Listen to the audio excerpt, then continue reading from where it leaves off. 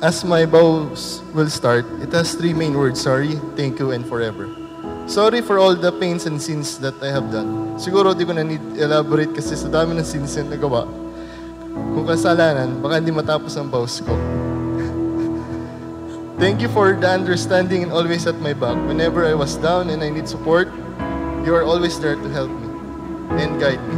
Lagi ko sinasabi na ikaw ang alas ko sa lahat ng pagkakataon. And then the last, forever. Kasi sa tagal-tagal natin at na magkasama tayo, hindi tayo natitibag.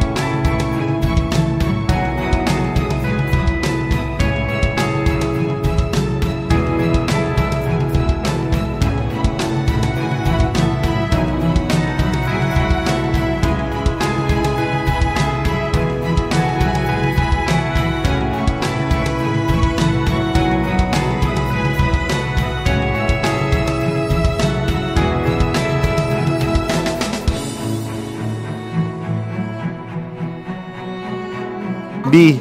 Sana you will love my gift. And alam ko naman na magugustuhan mo.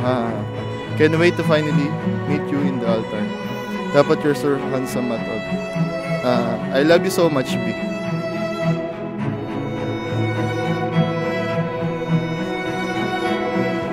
We've been together for 6 years. And our marriage is turning to 4.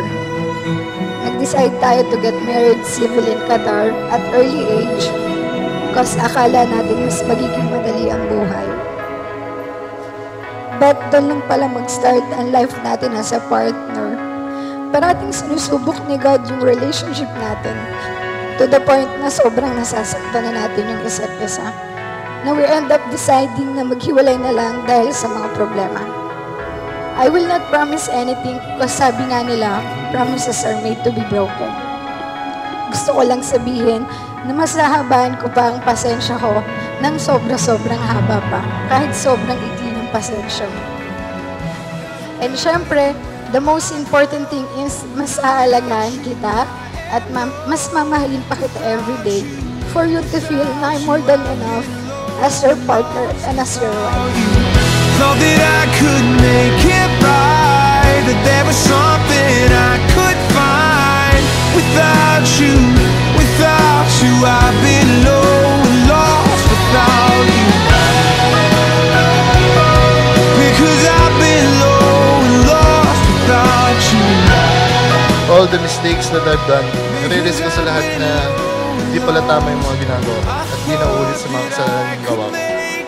Hanggang sa pagtanda ay di tayo bibitiw kahit na anuman problema, ay makakayanan natin ito. Lagi mo tatandaan, mahal na mahal kita kahit di ako showing husband and you always in my heart and being remembered as my wife and for the rest of my life. I love you. I've been low and lost without you. Been low and lost without you. I love you more than my life at alam ko naman na alam mo yon at nararamdaman mo yon. I'm always here to support and love you. Once again, mahal na mahal kita.